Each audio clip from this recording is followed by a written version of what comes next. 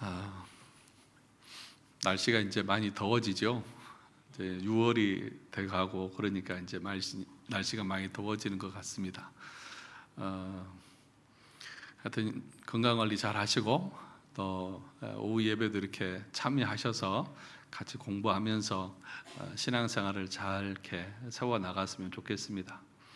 늘 이렇게 말씀을 드리지만 교회는 하나님의 말씀을 가르치는 곳입니다. 그래서 교회에 오시면 하나님의 말씀을 배우려고 하는 그런 마음의 태도와 자세를 가지셔야 됩니다. 그래서 가장 위험한 신앙이 뭐냐 하면 맹목적인 신앙입니다. 그러니까 배우려고 하지 않고 배우지 않고 무작정 믿는 신앙, 그건 참 위험한 신앙이고 올바른 신앙이 아닌 것이죠. 그래서 이런 교리들을 공부하는 것이 우리의 신앙의 뼈대를 세워가는 아주 중요한 내용이라는 사실들을 여러분들 늘 기억했으면 좋겠습니다. 저는 수학을 잘 못합니다. 무슨 얘기를 하려고 하냐면 수학은 공식이 있죠. 공식을 알아야 문제가 풀리잖아요. 근데 공식을 가르쳐 주지 않고 무조건 문제를 풀어라 그러면 풀 수 있을까요? 못 풀죠. 그래서 성경 공부를 한다고 말할 때에 그 말하기 전에 먼저 이 교리를 아는 것이 쉽게 말하면 교과서와도 같습니다. 신앙 고백서들은 성경을 공부하는 교과서입니다. 그러니까 공부 잘하는 사람은 무슨 위주로 공부해요? 교과서 위주로요. 꼭 대학 입시 그 수석하고 막 이렇게 고득점자들이 인터뷰하면 늘 그러더라고요. 어떻게 공부했어요? 교과서 위주로 공부했어요. 그러더라고. 그러니까 이 신앙 고백서는 우리가 성경을 공부하는 데 있어서 교과서입니다. 그런데 대부분의 교회들은 이 교과서는 제껴놓고 다른 것만 가르치고 다른 것으로 공부를 하는 거예요. 그러니까 성경의 교훈한 도리를 총괄한 것이 신앙 고백서잖아요. 그러니까 그 도리를 총괄한 것을 우리가 배우고 원리를 배워서 그것을 성경 각 권을 해석할 때 적용하고, 그러니까 해석할 때 이것들을 사용하는 거죠. 근데 우리는 이걸 공부하지 않고 바로 자기 스스로 성경을 해석하려고 그래요. 그래서 적용도 자기 마음대로 해버려요. 그러니까 신앙이 제각각인 거죠. 그러니까 여러분들이 이런 신앙 고백서를 꾸준하게 반복적으로 공부하면서 우리 신앙의 섭리가 무엇인지, 오늘 우리가 공부하잖아요. 섭리가 무엇인지가 웨스트민스터 신앙 고백서에서도 있었고, 우리가 공부했던 하이델베르크 요리문답에도 있었고, 또 이제 이 벨기에 신앙 고백서도 있고요. 또 수요일에 공부하는 기독교 강요 1권 16장 17장 그곳에도 이 섭리의 신앙에 대해서 가르치고 있습니다. 그러니까 계속해서 똑같은 걸 가르쳐요. 반복적으로. 왜냐? 이것이 성경에서 가르치는 교훈이고 이것이 우리가 믿고 따라야 할 신앙 고백이기 때문에 그런 것이죠.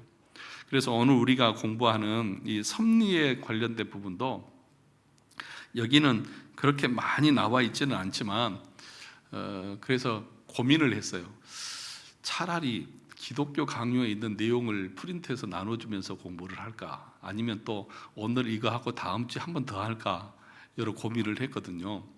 네, 양이 많으니까. 그래서 오늘 하고 또 언젠간 할 기회가 있겠죠. 그런데 이 섭리신앙이 너무너무 중요한 것이다. 그래서 창조의 신앙을 가지고 있다고 하면 반드시 섭리신앙을 가지고 있어야 된다. 그래서 기독교 강요에서 칼빈이 뭐라고 말했냐면 섭리의 신앙을 모르는 것이 우리에게 있어서 가장 비참한 것이고 섭리의 신앙을 아는 것이 가장 복되고 행복한 것이다.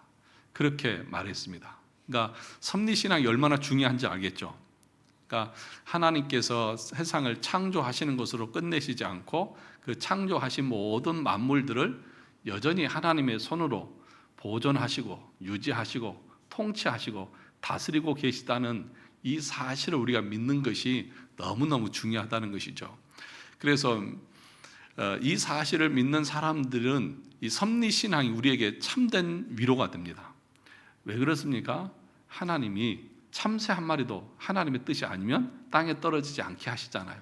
그러니까 택한 자들의 그 머리털까지 다 세시는 하나님께서 우리의 삶의 모든 것들을 다 보호하시고 돌보시고 먹이시고 입히신다.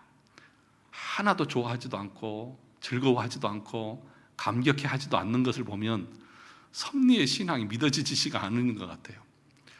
그걸 가르치는 거예요. 그 믿음이 있다고 하면 우리가 어떤 고난과 어떤 역경이 있어도 우리가 흔들리지 않겠죠. 우리가 낙담하지 않겠죠. 그래서 그 기독교 강요를 공부하면서도 느꼈던 것이지만 칼빈은 뭐라고 말하냐면 비 한 방울도 하나님의 명령이 없으면 내리지 않습니다. 비 한 방울도 하나님께서 섭리하시지 않으면 내리지 않습니다. 라고 그렇게 정의를 하면서 우리 삶의 모든 것이 하나님의 주권과 섭리 아래 있다는 사실들을 가르치고 있는 것이죠. 그래서 이 섭리를 알면, 하나님의 손길이 지금도 우리 가운데 역사하고 있다는 것을 알면 고난이 있을 때에도 하나님이 알고 계시고 하나님이 다스리고 계시고, 그리고 하나님의 그 섭리는 최종적으로 모든 만물에 미치지만 그 최종적으로 하나님이 귀하게 우선적으로 여기시는 것이 뭐냐? 우리 인간이고 교회다. 그렇게 가르칩니다. 웨스트민스터 신앙고백서에서 우리 구원을 이루는데 하나님의 섭리가 작용하고 있고 교회를 보호하고 지키는 것이 하나님의 섭리의 최고다. 그러니까 택한 자녀들과 하나님의 교회를 하나님이 가장 우선적으로 섭리하고 계시다. 보호하시고 지키시고 유지하시고 이끌어 가십니다. 믿으십니까? 정말 믿으십니까? 이 믿음을 여러분들이 먼저 가지셨으면 좋겠습니다. 우리 같이 한번 13조 하나님의 섭리를 한번 읽어볼까요? 천천히 읽으면서 설명하면서 내려가도록 그렇게 하겠습니다.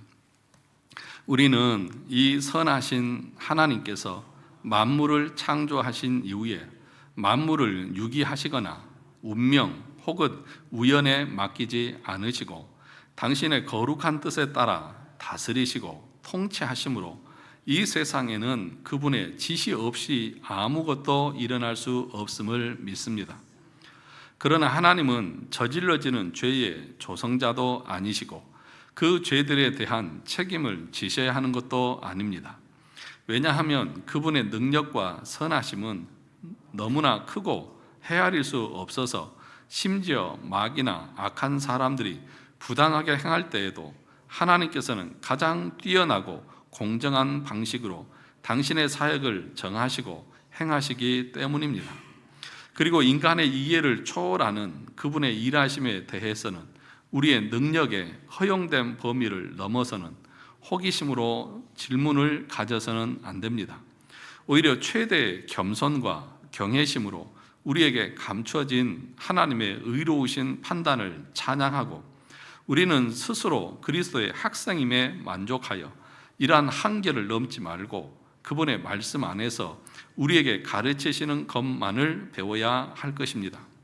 이 교리는 우리에게 말할 수 없는 위로를 주는데 그 이유는 어떠한 일도 우리에게 우연히 일어나지 않고 오직 우리의 은혜로우신 하늘 아버지의 지시에 따라 일어나는 것임을 배우기 때문입니다. 하나님은 아버지의 돌보심으로 우리를 감찰하시고 모든 피조물들을 그 능력 아래 붙드셔서 우리의 머리카락 하나라도 그가 다 세신 바 되었기 때문에 참새 한 마리라도 우리 아버지의 뜻이 없이는 땅에 떨어질 수 없습니다. 우리가 이것을 신뢰하는 것은 그분께서 마귀와 모든 원수들을 제압하심으로 하나님의 허락과 뜻 없이는 그것들이 우리를 해할 수 없음을 알기 때문입니다. 그러므로 우리는 하나님께서 만물에 아무 상관하지 않으시며 다만 우연에 맡겨주셨다고 말하는 에피쿠로스 학파의 가증스러운 오류를 배격합니다. 넘기지 마세요. 넘기지 마시고 제일 앞에 페이지만 가지고 계시면 됩니다. 우선 그 첫 번째 단락을 보시면 우리는 이 선하신 하나님께서 그렇게 말합니다. 하나님은 선하신 하나님이십니다. 그래서 하나님이 창조하신 모든 것은 선하십니다. 비록 그 만물 가운데 아담과 하와가 또 마귀가 타락하고 범죄했지만 하나님이 악하게 만드셔서 그렇게 되어진 것이 아니라 하나님이 선하게 창조하셨다. 우리가 지난주에 창조에 대해서 말할 때에도 우리가 함께 배웠죠. 타락한 천사들, 그들은 자신들의 그 위치에서 벗어나서 그들이 타락한 것이지 하나님이 처음부터 악하게 그들을 창조하신 것이 아니다라고 하는 것을 우리가 함께 공부를 했습니다. 마니교들은 선한 신이 따로 있고 악한 신이 따로 있다고 그렇게 주장하지만 우리는 그런 오류를 배격한다 그렇게 얘기했습니다. 그러니까 하나님이 창조하신 모든 것은 선하십니다. 뿐만 아니라 뭐라고 말합니까? 만물을 창조하신 이후에 만물을 뭐 하시거나 유기하시거나, 유기한다는 게 뭐예요? 버려두신다는 거잖아요. 그러니까 유기견 그런 표현 쓰잖아요. 또 뭐라고 말합니까? 운명 또는 우연에 맡기지 않으시고, 운명론, 그러니까 하나님의 섭리를 말하면 잘못하면 운명론에 빠지는 경우들이 있습니다. 또 하나님께서는 창조만 하시고 시계공이 시계를 만들어서 태압을 이렇게 감아 놓으면 자동적으로 움직이듯이 그렇게 세상을 움직이신다. 그래서 하나님은 창조만 해놓고 저 멀리서 팔짱을 끼고 구경만 하고 계신다. 이렇게 주장하는 사람들이 있습니다. 이게 에피쿠로스파 사람들이고, 이런 주장을 가리켜서 이신론이다 그렇게 주장합니다. 이신론. 그러니까 하나님은 창조하신 이후에 그 창조에 대해서 관여하지 않으시고 그냥 내버려 두신다 그렇게 주장을 하는 것입니다.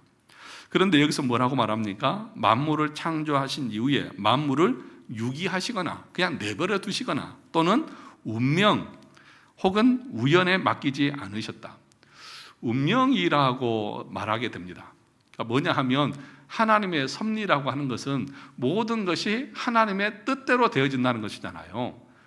그러면 운명론과 뭐가 다르냐는 것이죠. 정해진 대로 하나님이 작정하고 계획한 대로 간다는 것이죠. 그래서 잘못된 사람들은 운명론으로 맡깁니다. 그래서 이 운명론에 빠진 사람들은 어떻게 얘기하냐면, 예를 들어서 내가 어떤 일을 저질렀잖아요. 그러면 뭐라고 말해요? 내가 한 것이 아니라 하나님이 그렇게 정하신 거야. 그런 식으로 얘기를 한다는 거죠. 그래서 어떤 운명처럼 얘기를 하는 거예요. 그러면 이런 질문을 우리가 할 수 있잖아요. 예수님께서는 이 땅에 오신 목적이 뭐예요? 십자가에서 죽으시기 위해서요. 그죠? 왜 죽으셔야 돼요? 우리의 죄를 위해서 죽으셔야 돼요. 그것이 하나님의 작정이고 섭리예요. 그러면 가룟 유다가 예수님을 팔아서 예수님이 십자가에 못 박혀 죽으셨으니까 가룟 유다는 죄가 있어요, 없어요? 아니, 하나님이 그렇게 섭리하셨는데, 하나님이 예수님이 오셔서 죽기도 하시고 또 가룟 유다에게 예수님을 팔아서 예수님을 십자가에 죽게 하셨으니까 이 하나님의 계획에 가룟 유다는 도움을 드린 거고 하나님의 작정대로 한 것이니까, 섭리대로 한 것이니까 가룟 유다에게 죄를 물으면 돼요, 안 돼요? 돼요, 안 돼요? 그렇게 죄를 물으면 안 된다고 말하는 사람들은 하나님의 섭리를 운명론처럼 얘기하는 거예요. 그렇게 정해져 있어. 운명론은 뭐예요? 바뀔 수 없다는 거예요. 우리의 사주팔자, 저는 잘 몰라요. 점을 봐본 적이 없기 때문에 그 어떻게 보는지도 저는 잘 모르겠지만 이렇게 해가지고 따져서 한다며요. 그래서 운명이 딱 이렇게 정해져 있으니까 어쩔 수 없다며요. 가룟 유다에게 죄를 물으면 됩니까, 안 됩니까? 운명론자들은 물으면 안 된다고 말합니다. 왜냐하면 그것은 정해져 있는 것이기 때문에. 그런데 하나님은 그렇게 말씀하시지 않습니다. 그것이 운명론과 섭리의 다른 점입니다. 섭리를 한마디로 정의하면 하나님의 비밀적 사역이라고 말합니다. 그래서 알 수가 없어요. 앞뒤가 맞지가 않아요. 그러니까 우리 인간적인 측면에서 보면 이건 상대적 필연성이라고 말하고요, 하나님의 편에서 보면 절대적 필연성이다 그렇게 표현합니다. 그러니까 하나님의 입장에서 보면 그건 절대적이야. 반드시 그렇게 일어나야 돼. 그런데 우리 인간에서 볼 때는 그건 상대적이야. 무슨 얘기냐면 그렇게 내가 해도 되고 안 해도 돼. 다시 말하면 가룟 유다가 예수님을 은 30에 팔지 않아도 하나님의 필연성 때문에 예수님은 반드시 십자가에서 죽게 돼요. 근데 그 악한 일을 왜 굳이 내가 해야 되느냐는 거죠.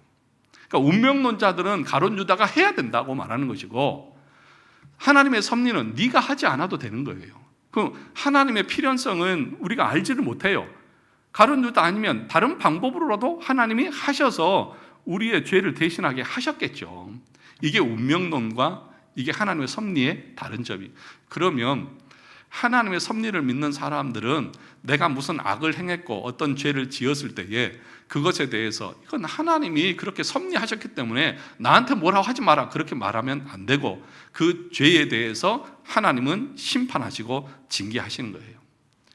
그래서 하나님의 섭리를 믿는 사람들은 항상 하나님의 뜻이 무엇인지, 하나님의 선하신 뜻이 무엇인지를 묻고 구하고, 그래서 결정을 할 때에도 하나님의 말씀에 맞는 그 선택을 하는 그 훈련들이 계속해서 우리 가운데 일어나야 돼요.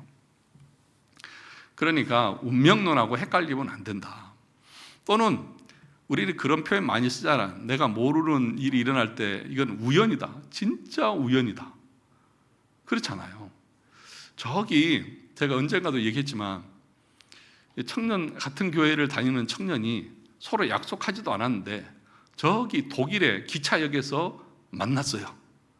같은 교회에 다니는 청년들이 여행을 하다가 그 온 세계 가운데서 약속한 것도 아닌데 진짜 그 기차역에서 만났어요. 그래서 갔다 와가지고 저한테 그러더라고요. 목사님, 저 기차역에서 쟤 만났어요. 약속하고 간 것도 아닌데. 이건 뭐예요?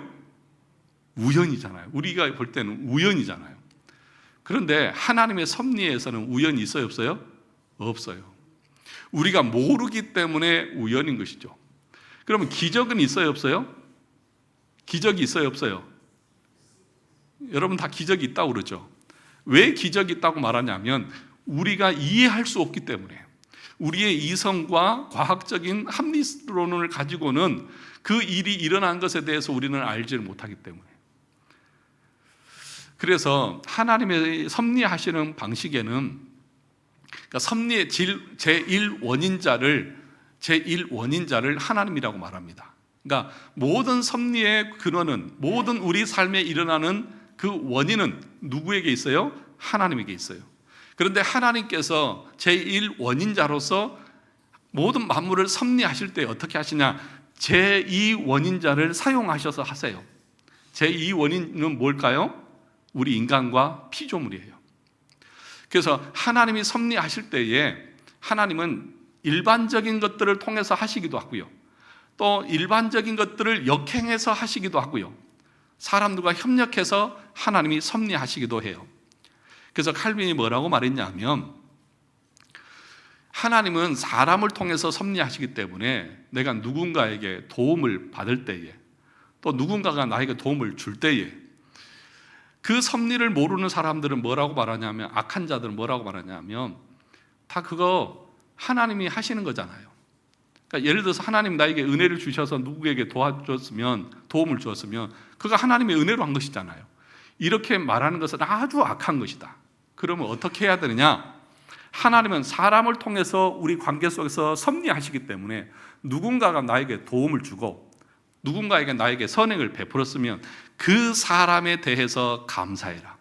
그리고 기회가 있고 할 수만 있으면 그 선행, 그 감사에 대해서 내가 보답하려고 하는 마음을 가져야 된다. 그것이 하나님의 섭리를 아는 사람의 태도다. 그렇게 말합니다. 그러니까 여러분, 사람을 통해서 하나님이 일하십니다. 그래서 여러분에게 누군가가 도움을 주고 누군가에게 뭔가 받았으면 하나님이 저 사람을 통해서 나에게 이런 은혜를 베푸시는구나, 그렇게 여러분들이 여기셔야 되고, 그래서 그 사람에게도 감사해야 됩니다. 하나님이 주셨으니까, 하나님이 그렇게 섭리하셨으니까 네가 했지, 네 마음으로 했냐? 그렇게 얘기하면 돼요, 안 돼요? 안 되는 거예요. 그런데 그렇게 얘기하는 사람들이 간혹가다 있어요. 다 은혜로, 하나님은 은혜 주셔서 그렇게 하셨다고 말하니까 하나님은 은혜 주셨으니까 그렇게 한 것이지 그러면서 가볍게 얘기하는데 그렇게 말하시면 안 됩니다. 그래서 제가 얘기했잖아요. 여러분들이 교회를 섬기고 애쓰고 수고하셨잖아요. 근데 본인은 자기 공로나 자기 자랑하지 않아요. 다 하나님의 은혜로 하셨습니다. 하나님의 은혜 주셔서 하게 하셨습니다. 그렇게 말하는 것이 맞아요. 그렇다고 그 옆에 있는 사람까지 하나님의 은혜 주셔서 했잖아요, 그렇게 말하면 돼요, 안 돼요? 안 된다는 거예요. 그러면 앞에서 애쓰고 수고하고 헌신하고 하는 사람들 어떻게 해요? 감사합니다. 고맙습니다. 정말 당신 때문에 교회가 더욱더 든든하고 또 열심히 섬겨주시고 애써주셔서 감사합니다. 이렇게 서로 우리가 인정해주고 격려해주는 것이 있어야 되는 거예요. 그것이 하나님의 섭리를 아는 사람의 모습인 거예요. 하나님이 섭리하실 때에 운명에 맡겨주십니까? 유기하십니까? 아니잖아요. 우연히 맡겨주는 것이 아니라 모든 것이 하나님의 섭리다. 하나님의 손길로 모든 것이 통치되고 다스려지신다라고 하는 것을 우리가 기억해야 합니다. 그러면서 당신의 거룩한 뜻에 따라 뭐 하시고? 다스리시고 통치하심으로 이 세상에는 그분의 지시 없이 아무것도 일어날 수 없음을 믿습니다.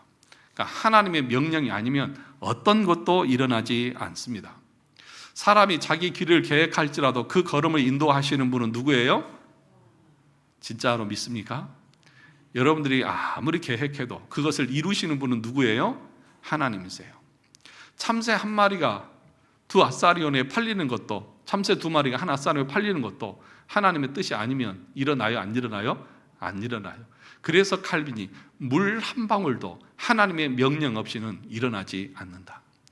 그러면 우리 삶에 좋은 일이든지 또는 나쁜 일이든지 그 모든 것이 하나님의 섭리 가운데 일어난다는 사실을 믿으십니까? 그런데 우리는 좋은 일은 감사하지만 우리가 생각할 때 고난이나 또 어려움 그런 일들은 인정하지 않잖아요. 그죠? 그런데 지금 그것까지 포함하는 거예요.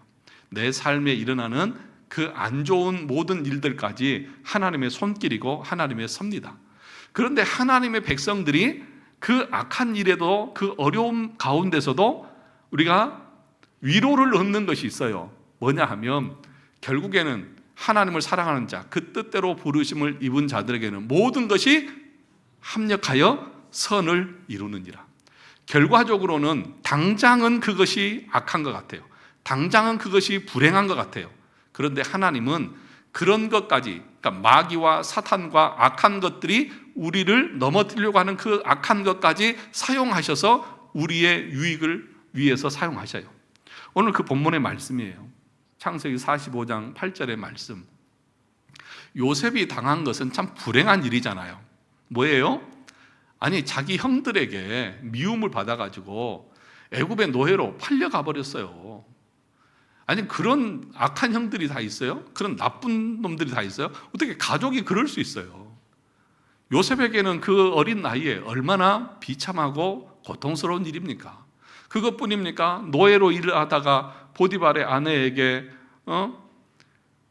그 유혹을 거절했다고 모함을 받아가지고 옥에 갇히는 그런 일들도 있고 그렇잖아요. 그런데 결국에는 하나님이 어떻게 하세요? 그 모든 것들을 합력해서 선을 이루게 하시고 그래서 애굽의 총리가 되게 하시고 그리고 애굽과 자기 가족들을 그 극한 가뭄에서 건지시려고 하시는 뭐였어요? 하나님의 섭리였다는 사실을 요셉이 고백을 하잖아요. 그러면 요셉이 자기 형들에게 팔릴 때에 하나님께서 나를 애굽의 총리로 삼으셔서 애굽의 7년의 환란을 이렇게 대비하게 하고 이 가나안 땅에 우리 가족들의 그 굶주림을 대비하기 위해서 나를 이곳에 보내시는구나. 그걸 알았어요? 몰랐어요? 몰랐다는 거죠. 그러니까 하나님의 섭리는 당장은 알아요? 몰라요? 몰라요. 지금 나에게 일어나는 그 어떤 긍정적인 것이든지 부정적인 것이든지 나에게 일어나는 것에 대해서 우리는 몰라요. 그러면 언제 아느냐? 모든 결과가 끝난 뒤에서 하나님이 나를 이렇게 하시려고 이곳에 보내셨구나. 그걸 그때 아는 거예요. 그러니까 지금 당장 내가 어떤 일이 있을 때에 그것을 가지고 하나님을 향해서 원망하고 불평하면 돼요? 안 돼요? 어리석은 거지. 예를 들어서 너 고난 가운데 집어넣었다가 결국에는 마지막에는 네가 승리하게 만들고 더 좋은 결과를 얻도록 해줄 거야. 그래도 당장은 힘들어. 그래 하나님 불평해. 그러면 나중에 가면은 얼마나 후회할까요? 그렇죠?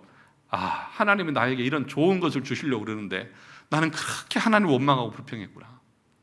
그렇게 될 수 있잖아요. 그러니까 섭리라고 하는 것은 비밀적이다. 이해하셔야 됩니다. 그래서 나에게 일어나는 그 모든 일들은 당장에 내가 어떤 판단과 결정을 내릴 것이 아니야. 마지막까지 가봐야 돼.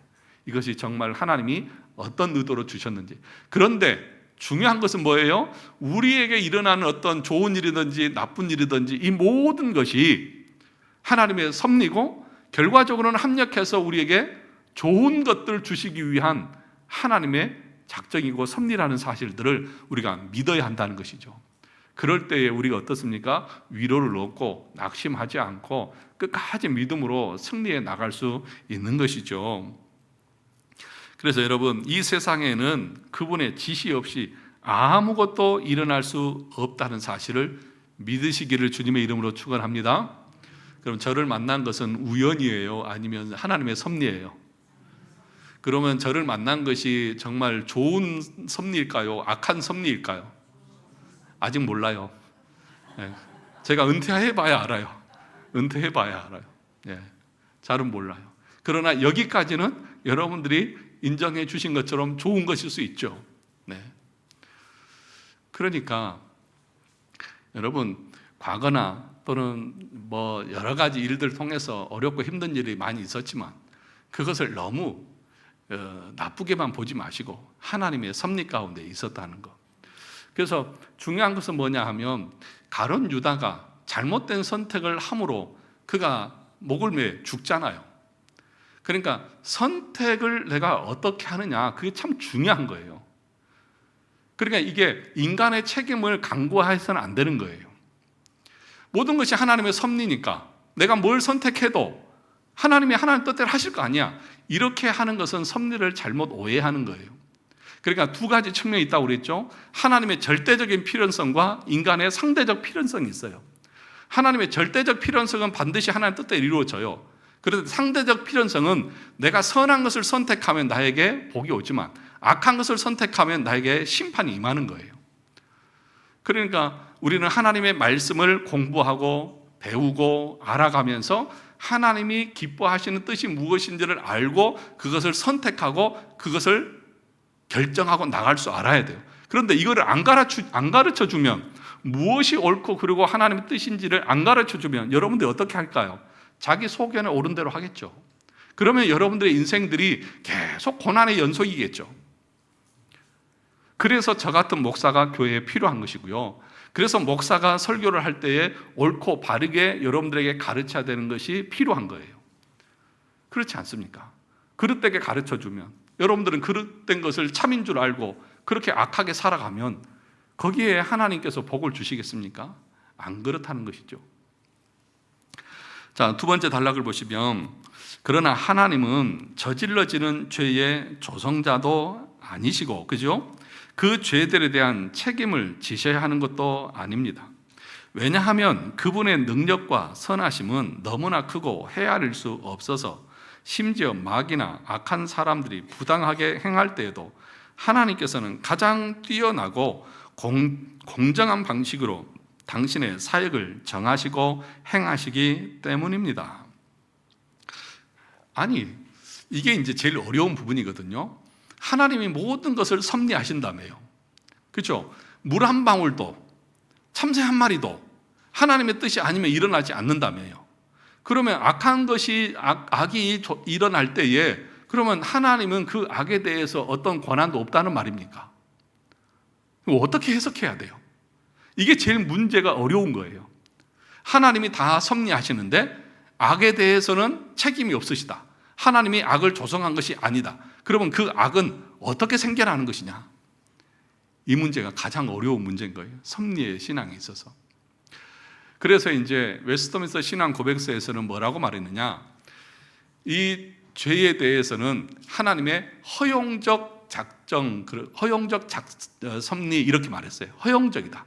그러니까 하나님이 모르시는 것이 아니라 허용하신 것뿐이다. 그런데 기독교 강요의 1권 17장인가 16장에 보면 칼빈은 여기도 썼지만 그 허용적 작정에 대해서 아주 강하게 비판을 해요.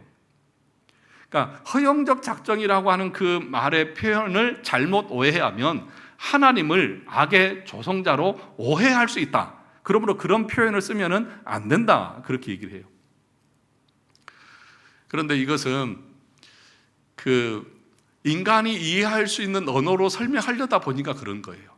이것은 두 개가 충돌하는 거예요. 우리의 이성과 논리로는 이것은 맞지 않아요. 그렇죠? 자, 보세요. 모든 것은 하나님의 섭리 가운데 있습니다.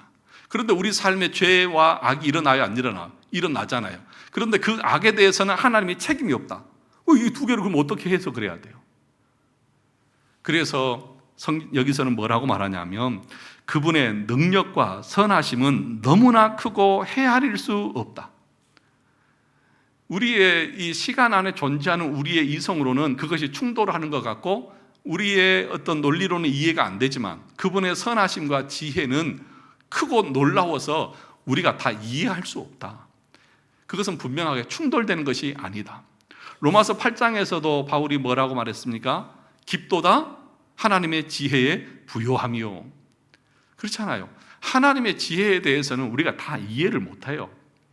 그래서 우리에게 뭐라고 말하느냐? 하나님이 가르쳐 주시는 만큼만 알고 이해하고 가라고 말합니다. 자, 그렇게 말합니다. 그래서 하나님께서는 가장 뛰어나고 공정한 방식으로 당신의 사역을 정하시고 행하시기 때문이다. 그래서 이제 이 문제를 칼빈은 기독교 강요에서 설명을 아주 이렇게 자세하게 설명을 합니다. 이것에 대해서 어떻게 하는지에 대한 설명을 합니다. 그것은 이제 너무 양이 많기 때문에 나중에 여러분들이 기독교 강요를 공부하실 때 같이 공부하면 좋겠고, 그것이 궁금하신 분들은 수요일 날 수요 기도에 나오시면 아마 더 풍성한 것을 배울 수 있을 줄 믿습니다. 아멘 하신 분들은 나오시기 바랍니다. 공부하면 재밌어요. 그 밑에를 보겠습니다. 그리고 인간의 이해를 초월하는 그분의 일하심에 대해서는 우리의 능력의 허용된 범위를 넘어서는 뭐 하지 말라? 호기심으로 질문을 가져서는 안 됩니다. 그러니까 이 하나님의 섭리는 우리가 다 이해 못해요. 자기가 이해를 못하고 이해할 수 없는 것을, 그 비밀적인 것을 내가 어떻게든지 꼬치꼬치 캐물어 가지고 알아내야 되겠다, 그런 식으로 성경을 해석하고 접근하는 것은 죄다, 그렇게 말합니다. 그러니까 여러분, 성경에 대해서 우리가 논리적으로 추론하는 것은 가능해요. 그러니까 성경 해석법에도 추론이 있어요. 그러니까 합리적인 추론이 있어요. 예를 들어서 이 성경의 내용들을 주변적인 것들 다 이렇게 귀납법적으로 이렇게 모아가지고 이렇고 이러니까 결론적으로 이렇게 결론이 나왔을 것이다, 이렇게 말하는 것은 추론적이에요. 그런데 그런 것이 아니라 그냥 내가 궁금해. 아니, 하나님 왜 에덴 동산에다 선악과를 만들어 놓고, 아니 그러면 하나님이 그걸 먹지 못하게 막으셨으면 되잖아, 막 하면서 자기 나름대로는 어떤 이성적인 논리를 가지고 대변을 한다고 하면서 그 선을 넘어가는 거예요. 그것은 곧 뭐라고요? 죄다라고 말하는 것입니다. 그래서 우리 능력의 허용된 범위, 우리 인간의 그 지식, 지혜, 이것을 넘어서는 범위에 대해서는 호기심을 가지고 캐는 것처럼 그렇게 말하지 말라. 여러분의 지혜가 얼마나 대단할까요? 하나님의 지혜와 여러분의 지혜를 견주면 비교 대상이 됩니까? 안 됩니까? 안 되잖아요. 여러분들은 수학 공식 하나도 이해 못 하잖아요. 그 식물이 어떻게 자라는지도 잘 이해 못 하잖아요. 비가 왜 오는지도 잘 모르고 막 그러잖아요. 그 유한한 지혜를 가지고 하나님의 일하심과 그 섭리를 내가 아는 것처럼 교만하게 이랬을 것이다 저랬을 것이다 하면서 호기심을 가지고 캐는 것은 얼마나 교만한 우리의 모습이냐는 것이죠. 그래서 이 신앙 고백서에는 뭐라고 말합니까? 우리 능력의 허용된 범위를 넘어서는 호기심으로 질문을 가져서는 안 된다. 오히려 어떻게 하라는 것입니까? 최대의 겸손과 경외심으로 우리에게 감춰진 하나님의 의로우신 판단을 뭐하고? 찬양하고, 우리는 스스로 그리스도의 학생임에 만족하여 이러한 한계를 넘지 말고 그분의 말씀 안에서 우리에게 가르치시는 것만을 배워야 할 것이다. 그러니까 하나님의 말씀을 겸손하게 받으십시오. 그리고 그분을 경외하고 그분의 섭리를 찬양하시면 되는 것입니다. 우리는 가르치는 자가 아니라 뭐예요? 학생이에요. 배우는 거예요. 그래서 하나님의 말씀을 읽고 공부하면서 배워요. 그런데 하나님이 숨기신 것, 하나님이 자세하게 말하지 않는 것은 그냥 우리도 침묵하는 게 맞아요. 그런데 하나님의 섭리는 비밀적이다. 그래서 우리가 다 이해하거나 알 수 없다. 그런데 이제 섭리에 대해서 말씀하시는 이런 구절들이 있잖아요. 그러니까 요셉이 말하고 있는 것처럼 내가 다 알지는 못하지만 결론적으로 뒤돌아보니까 나를 이곳에 보내신 분은 당신들이 아니라 누가 보내셨다고요? 하나님이 보내셨다. 그러니까 이거를 나중에 알고 있는 거예요. 그래서 그 가르치는 것만을 배워야 할 것이다. 그렇게 말하고 있습니다. 그 다음 밑에 보시면 이 교리는 우리에게 말할 수 없는 뭘 주십니까? 위로를 주는데 그 이유는 어떠한 일도 우리에게 우연히 일어나지 않고 오직 우리의 은혜로우신 하늘 아버지의 지시에 따라 일어나는 것임을 배우기 때문입니다. 하나님을 우리가 뭐라고 부르죠? 아버지라고 부릅니다. 여러분의 아버지가 여러분에게 악한 것을 주실까요? 아니잖아요. 좋은 걸 주시잖아요. 저는 제 딸이 너무 이뻐요. 예, 아주 그냥 볼 때마다 그냥 이쁘다고. 너같이 이쁜 딸을 하나님이 왜 어떻게 나한테 주셨을까? 그러니까 제 딸이 하는 말이 아빠 고슴도치도 제 새끼는 이쁘대. 아니야, 나는 너 볼 때마다 너무 이뻐. 어쩜 너 같은 애가야 우리 집에 와가지고 너는 태어날 때부터 지금까지 나를 얼마나 행복하게 하는지 모른다.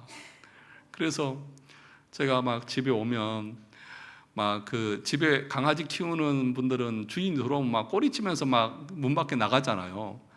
저는 제 딸이 띠띠띠띠 하고 비밀번호 누르는 소리만 들리면서 저는 뛰어나가가지고 문 앞에서 막 가방 받아주고 옷 받아주고 막 그래요.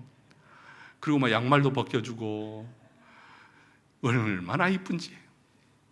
제가 누구예요? 아버지잖아요. 아버지. 그런데 우리 하늘 아버지는 인간적인 부모보다도 더 우리를 사랑하십니다. 네. 그래서 우리가 주기도문을 공부할 때 하늘에 계신 우리 아버지여 그랬잖아요.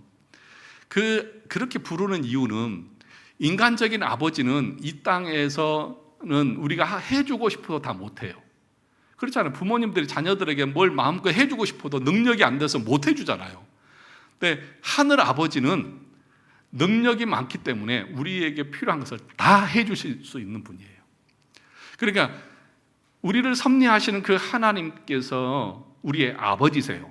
그러면 하나님은 이 땅에 하나님의 자녀들을 섭리하실 때에 가장 좋은 것으로 우리를 섭리하신다.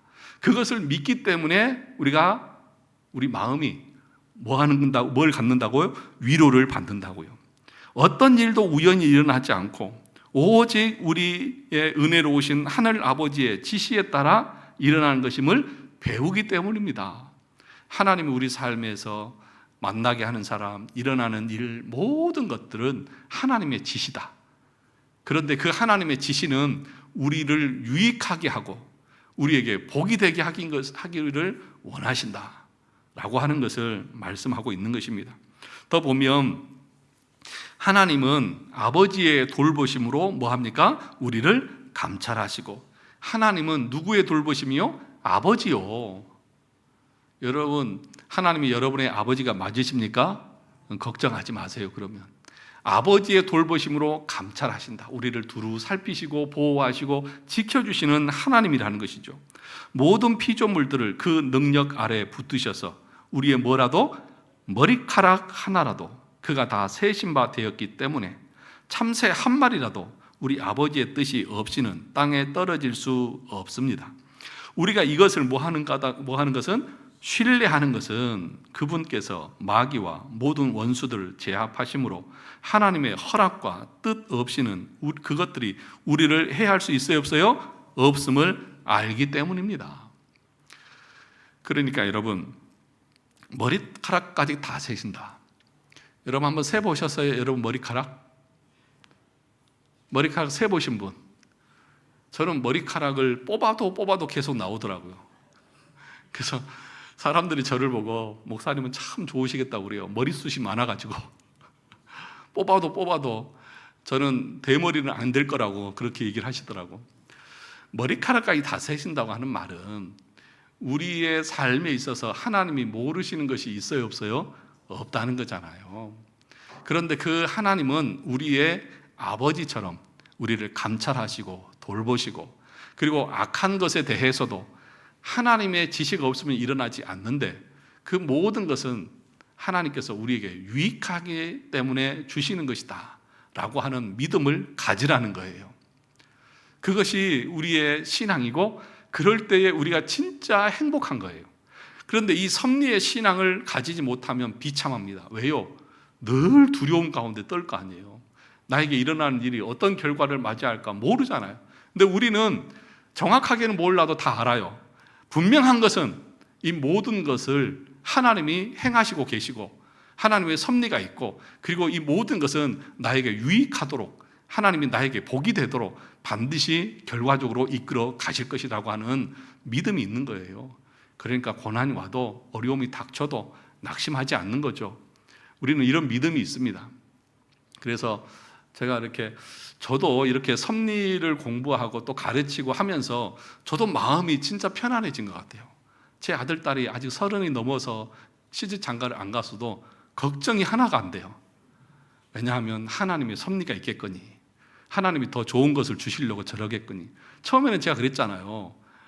빨리 갔으면 좋겠다, 손주 보고 싶다. 그런데 그게 아니라 그것도 하나님의 뜻이 있고 하나님의 섭리 아래 있을 것이다. 그러면 우리가 해야 되는 이 상황, 해야 될 것은 뭐냐? 나에게 주어진 이 환경 속에서 하나님이 기뻐하시는 것을 선택하는 거예요. 하나님을 영화롭게 하는 것이에요. 하나님을 기쁨으로 섬기는 거예요. 그렇게 나가는 거예요. 그것이 우리가 해야 될 섭리를 믿는 사람의 신앙인 거예요. 그러니까 하나님의 섭리를 믿는다고 해서 우리의 신앙이 게을러지고 나태해지는 것은 옳지 않아요. 하나님이 섭리하시니까 하나님 다 알아서 하시겠지, 하나님이 은혜로 하시니까 다 하나님 알아서 하시겠지. 아니요. 그 섭리를 알면 우리의 신앙생활에 있어서 하나님이 기뻐하시는 것, 하나님이 가장 좋아하시는 것을 선택하고 결정하면서 나가는 것입니다. 마지막으로 보면, 그러므로 우리는 하나님께서 만물에 아무 상관하지 않으시며 다만 우연에 맡겨주셨다고 말하는 에피쿠로스 학파의 가증스러운 오류를 뭐합니까? 배격합니다. 그러니까 우리가 믿는 신앙 뭐예요? 여전히 하나님이 우리를 지금 섭리하고 계시다. 물 한 방울도, 참새 한 마리도 하나님의 지시와 명령이 없이는 일어나지 않는다. 우리 삶에 우연이 있습니까? 없습니까? 없습니다. 우리는 운명론자입니까? 하나님의 섭리를 믿는 사람입니까? 하나님의 섭리를 믿는 거예요. 우리는 운명론자들이 아니에요. 사주팔자대로 사는 것이 아니라는 것이에요. 저와 여러분들이 이 섭리 신앙을 믿고 열심히 신앙생활 하시기 바랍니다. 그리고 하나님이 기뻐하신 일을 선택하시기 바랍니다. 악을 선택하고 나서 하나님이 선택하게 하셨잖아요. 그런 궤변을 늘어놓지 마시기 바랍니다. 그러지 않기 위해서는 우리가 날마다 하나님의 말씀을 공부하고 하나님의 뜻이 무엇인지를 공부해 나가야죠. 이런 섭리 신앙이 여러분 가운데 있기를 주님의 이름으로 축원합니다.